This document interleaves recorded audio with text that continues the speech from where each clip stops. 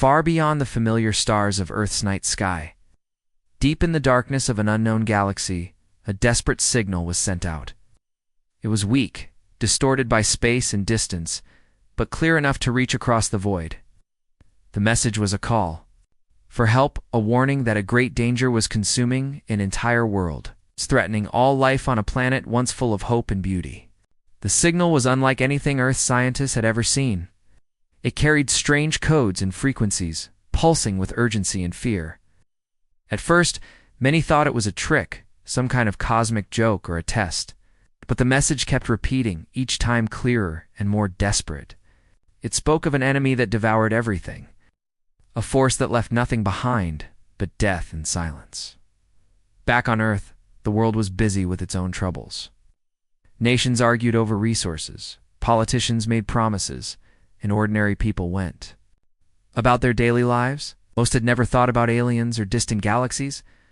Yet in secret government labs, something extraordinary was happening.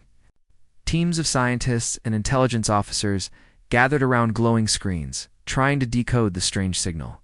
Dr. Helen Morgan, a brilliant astrophysicist, was among the first to recognize the message's importance. "This is not just a random transmission," she said quietly.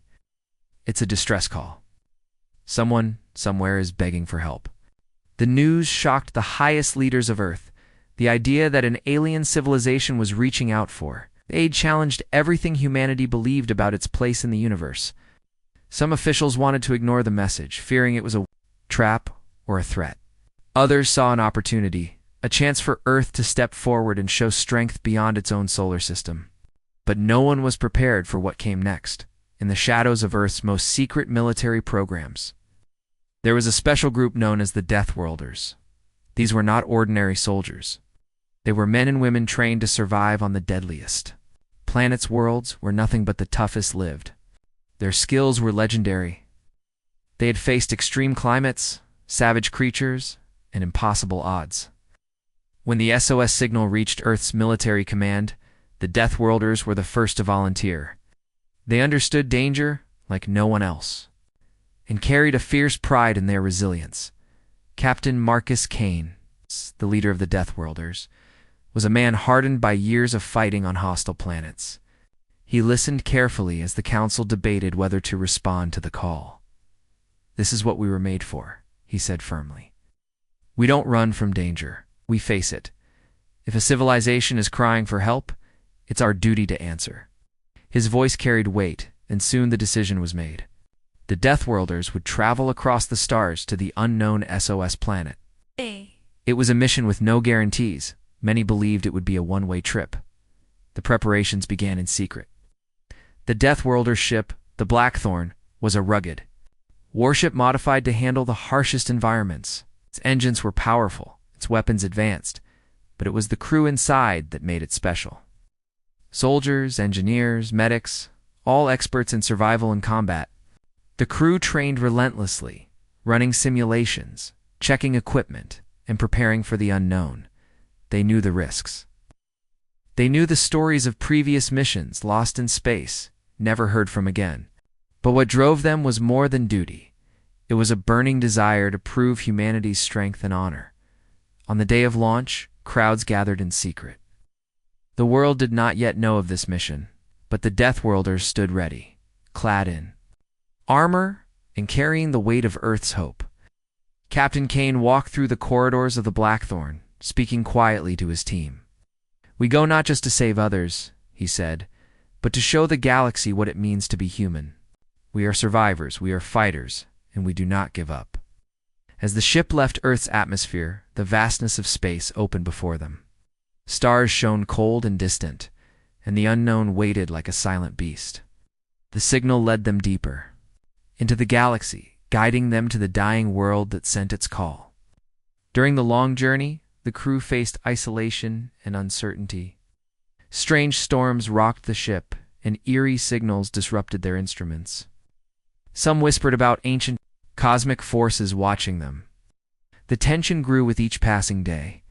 Every creak and flicker on the ship reminded them that they were far from home and far from safety. When the Blackthorn finally reached the SOS planet, The crew stared in shock at the view before them. The world was harsh and terrifying. A death world in every sense. Toxic skies swirled with poisonous gases, jagged mountains loomed like giant teeth, and below the clouds, shadows moved with deadly intent. The planet was a battlefield scarred by war and destruction. Yet, despite the danger, the signal's source still pulsed strong. Somewhere on this cruel land, survivors awaited rescue. Captain Kane ordered the ship into orbit, sending out reconnaissance drones to explore the surface.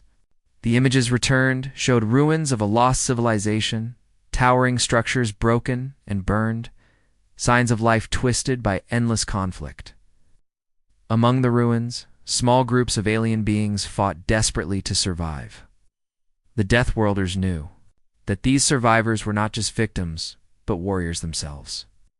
Pushed to the edge by a merciless enemy, as the Deathworlders prepared to land, an eerie silence fell over the ship. The signal had changed.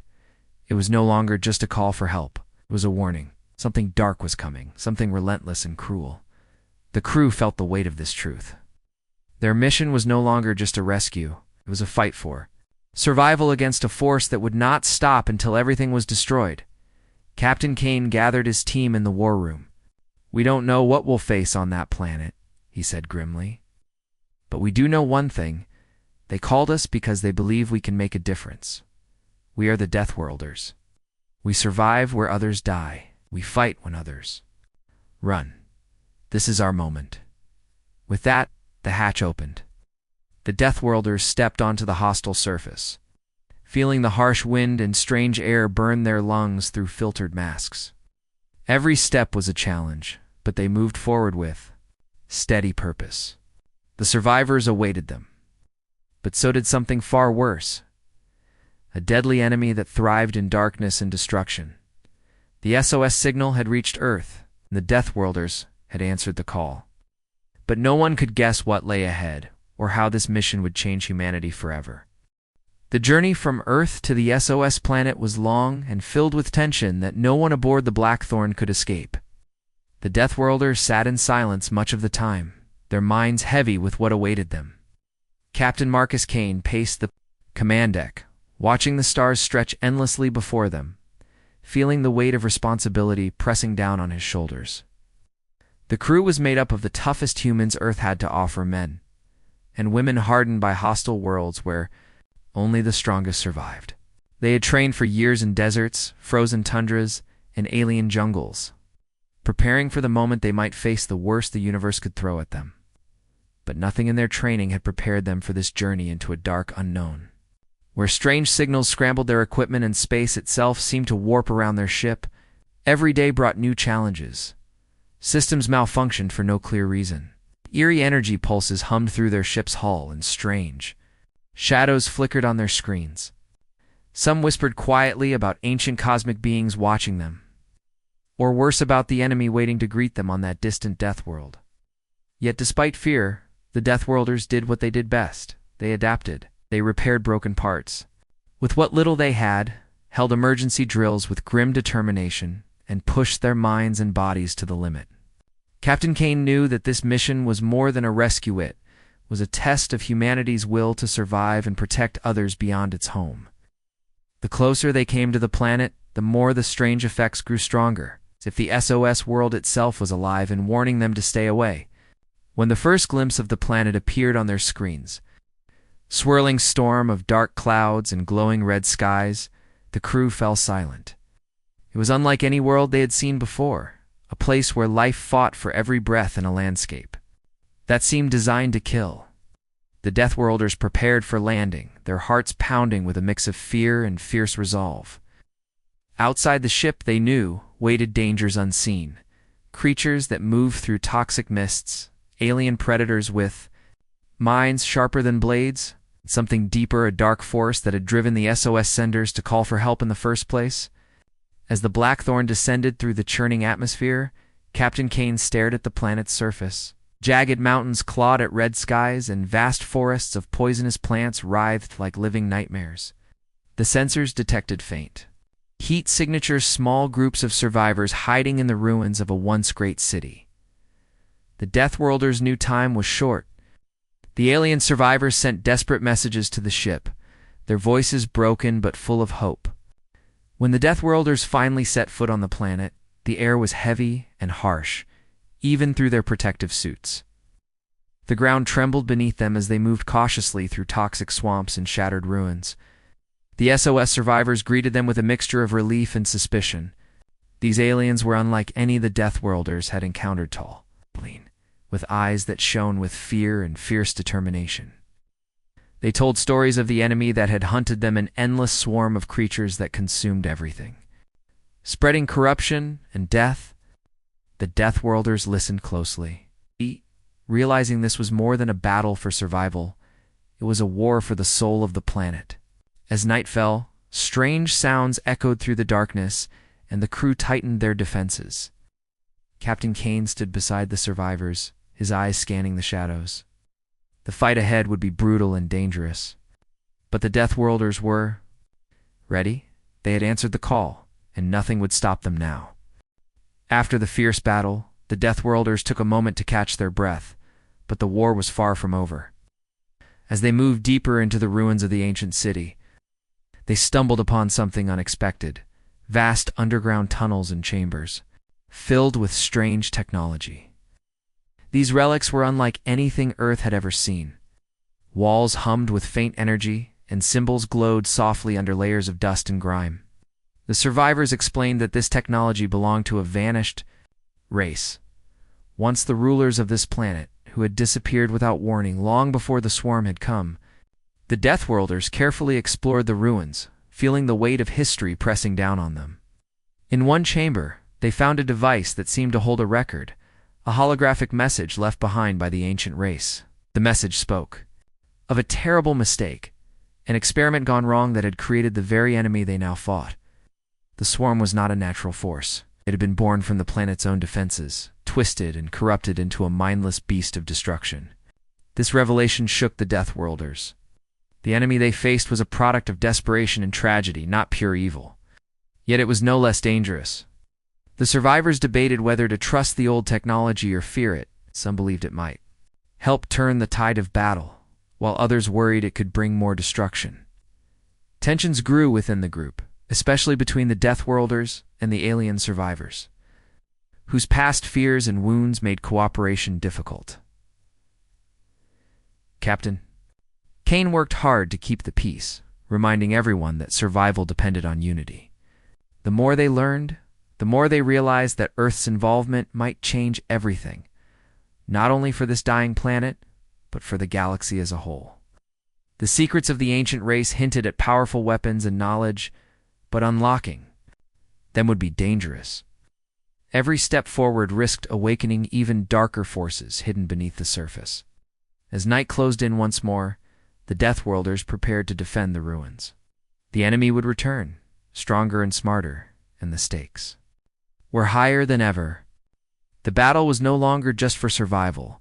It was a fight to control the secrets that could save or destroy entire worlds. After uncovering the secrets of the ancient race, the Deathworlders faced a chilling truth. Their enemy was evolving, faster than anyone expected. The swarm was no longer just mindless creatures driven by hunger. It was adapting with terrifying intelligence. Every battle taught it new ways to fight and survive. The creatures developed tougher armor, sharper claws, and even weapons that could pierce the Deathworlders' strongest defenses. Their numbers seemed endless, and their tactics grew more coordinated. It was as if the swarm was learning from the Deathworlders themselves, watching, analyzing, and preparing for the next attack. Captain Marcus Kane noticed changes in the battlefield, strange formations of the enemy moving with purpose, avoiding traps and ambushes. This was no simple horde. It was an army with strategy and cunning. The Deathworlders felt the pressure. They had to find new ways to fight back, or risk being overwhelmed. Meanwhile, tensions among the survivors grew. Fear and exhaustion weighed heavily on everyone. Some questioned whether Earth's help was enough, or if the Deathworlders were walking into a trap they could never escape. Captain Kane understood their doubts but refused to give in to despair. "We are not here just to fight," he told his team. "We are here to survive and to win." Deathworlders worked tirelessly to improve their weapons, studying the swarm's weaknesses and adapting their tactics. Engineers modified their armor to resist the enemy's new attacks, and medics developed treatments for the venomous bites spreading sickness among the crew. Every day was a battle for survival and knowledge. But the enemy's evolution was relentless. One night, the swarm launched a massive, coordinated assault on the ruins, striking with precision and force that caught the Deathworlders off guard. The attack was unlike anything before, silent, swift, and deadly. The survivors watched in horror as friends fell and defenses crumbled. Captain Kane rallied his troops, fighting back with every ounce of strength and will. The battle raged for hours, shaking the ground and filling the sky with fire and smoke. When the dawn finally broke, the ruins were scarred, but the Deathworlders still stood. Their losses were heavy, but their spirit remained unbroken. They had learned a harsh lesson. To defeat this evolving enemy, they would have to evolve too. The fight was far from over, and the true test of humanity's strength was just beginning. The Deathworlders had landed, but what they saw was beyond anything they had expected. The planet was a nightmare made real, a Deathworld in every sense. Thick, poisonous clouds covered the sky in a constant twilight, casting eerie red and purple shadows across the jagged landscape. Toxic winds carried whispers of danger, and the ground was cracked and scorched from ancient wars. Last towering ruins of a lost civilization rose like broken giants, half buried in ash and vines that pulsed with strange energy. This was a place where life struggled and often failed, where every step could bring death by poisonous plants, savage beasts, or hidden traps left by a desperate enemy. Yet the Deathworlders felt a strange connection to this harsh world, had survived worse, and they knew how to fight the darkness with grit and cleverness. As they moved deeper into the ruins, they encountered the SOS survivors, alien beings who looked fragile, but whose eyes burned with fierce determination. These survivors told stories of their once peaceful world, now torn apart by an enemy that was not like any creature known before. This enemy was a swarm, an endless shifting mass of corruption and destruction that consumed everything it touched. It moved like a living shadow, unstoppable and relentless, turning forests into wastelands and cities into graveyards. The survivors showed the Deathworlders how they fought back, using weapons crafted from both ancient technology and raw survival instincts. But despite their bravery, hope was fading. The Deathworlders quickly understood that their role was not just to save these people, but to become their last line of defense. The aliens were grateful, yet wary, unsure if these new human warriors could change the course of their doomed fate. The Deathworlders trained alongside them, sharing their survival knowledge, teaching new tactics, and forging a bond through shared struggle.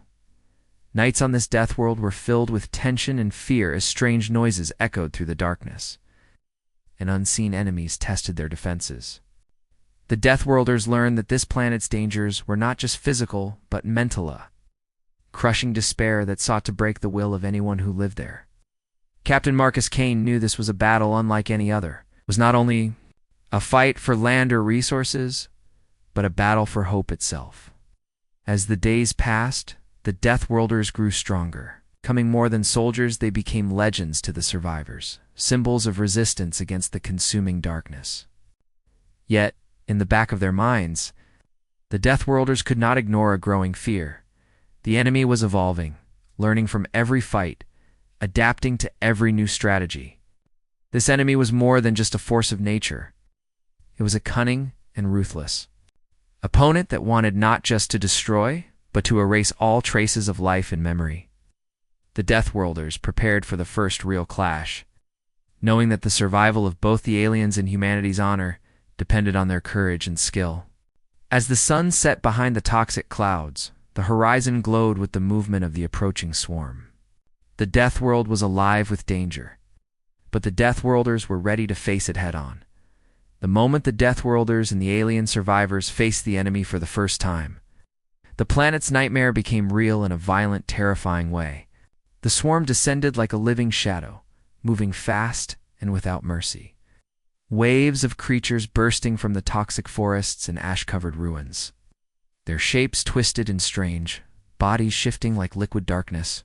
The air filled with a terrible roar sound, not of any one creature, but a chorus of hunger and death.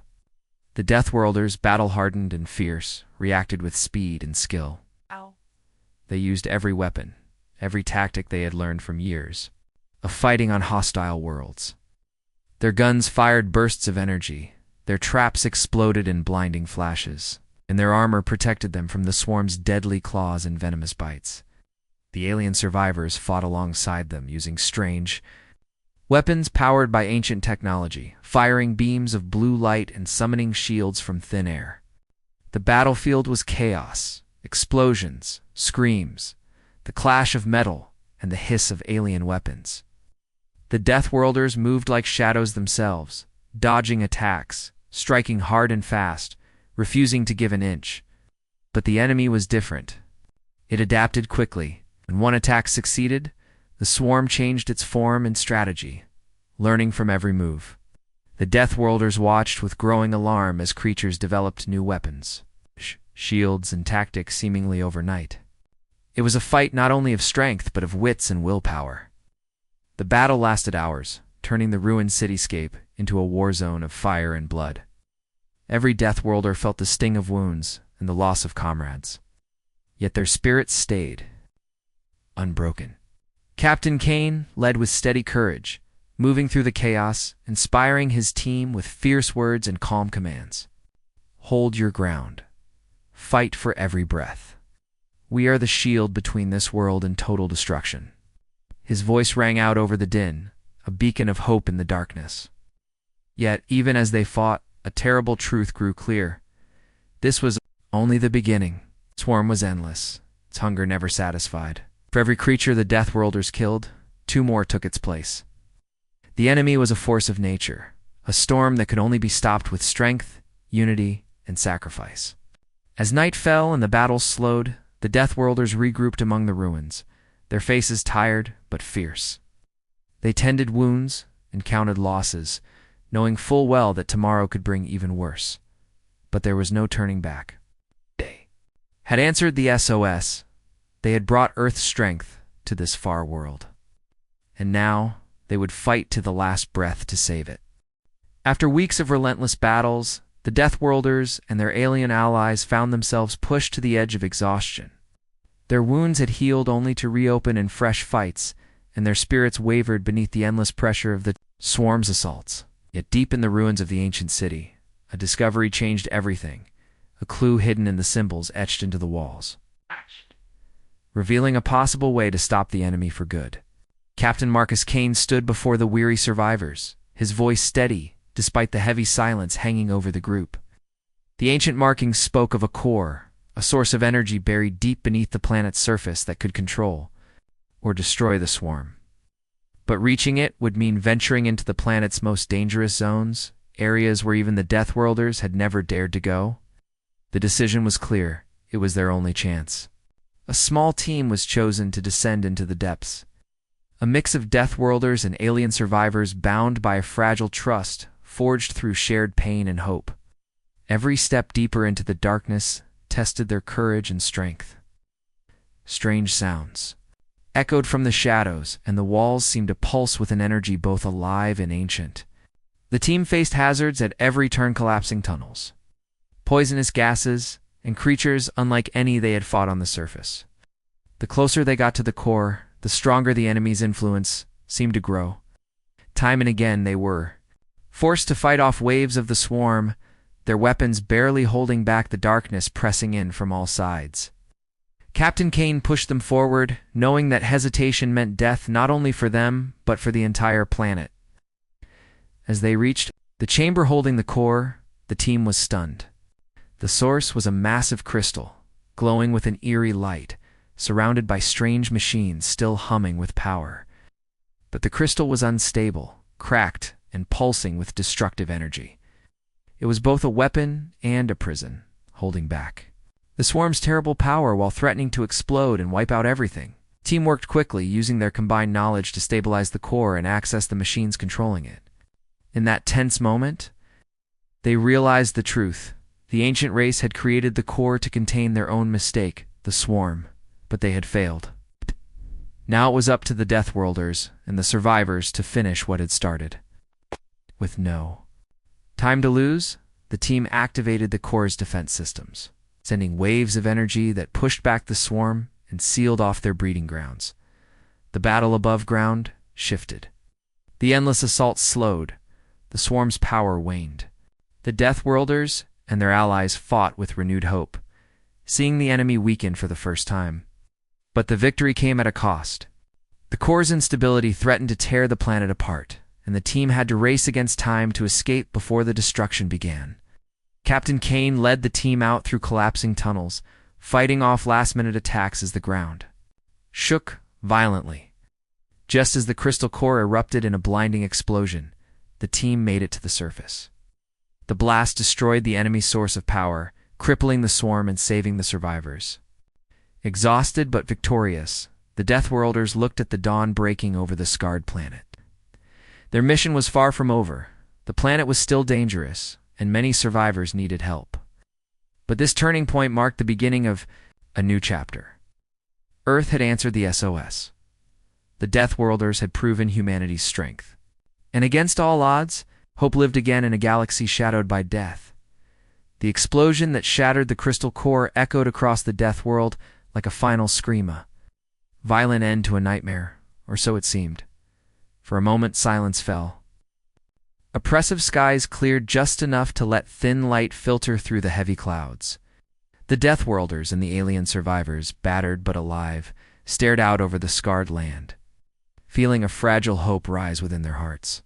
The swarm's endless assault was broken. Their enemy's power was crippled, its dark influence pushed back to the shadowed corners of the planet. Yet Captain Marcus Kane knew this was only the beginning of a new and dangerous era. The destruction of the core had come at a terrible price. The planet's environment, already harsh and unforgiving, grew even more unstable. Earthquakes rocked the ground, poisonous gases leaked from deep fissures, and strange unknown creatures stirred in. The chaos. The Deathworlders' protective suits filtered toxins, but the air itself seemed to fight against their presence. The survivors' home was no longer safe. It was a battlefield torn between destruction and rebirth. Worse, the core's destruction had sent ripples through space, a signal that something else was coming. Long-range sensors on the Blackthorn picked up strange energy spikes, unknown ships moving toward the Death world at a speed no one could explain. The galaxy was watching, and not all were friendly.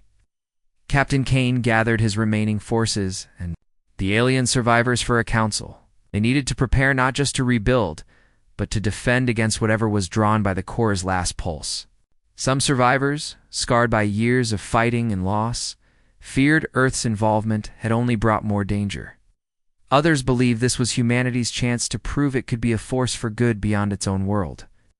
The Deathworlders shared their knowledge of war and survival, helping the survivors build new defenses, fortify their homes, and train for battles that might come.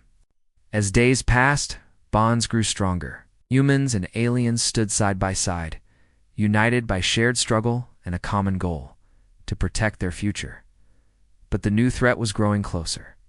Strange transmissions intercepted from deep space hinted at a powerful enemy moving into the region, one that saw this Death world as a prize, or perhaps a warning. The Deathworlders prepared the Blackthorn for a long stay, turning it into a command center for defense and rescue missions. Scouts and patrols explored the dangerous wilds, searching for signs of the approaching force. And Captain Kane, ever vigilant, kept his team focused, knowing that the true test of their courage had only just begun.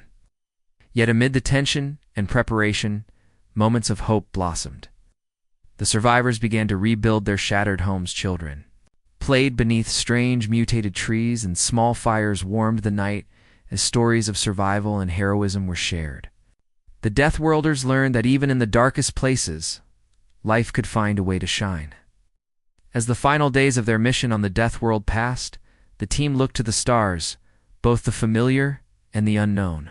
Earth had answered the SOS call. It had brought strength, courage, and hope to a dying planet. But the universe was vast, full of dangers and mysteries waiting to be uncovered. The The Deathworlders knew their fight was far from over. With hearts steeled and spirits united, they prepared to face the new dawn, whatever it might bring. And in that moment, beneath alien skies, humanity took its place among the stars as a guardian, fighter, and a beacon of light against the darkness.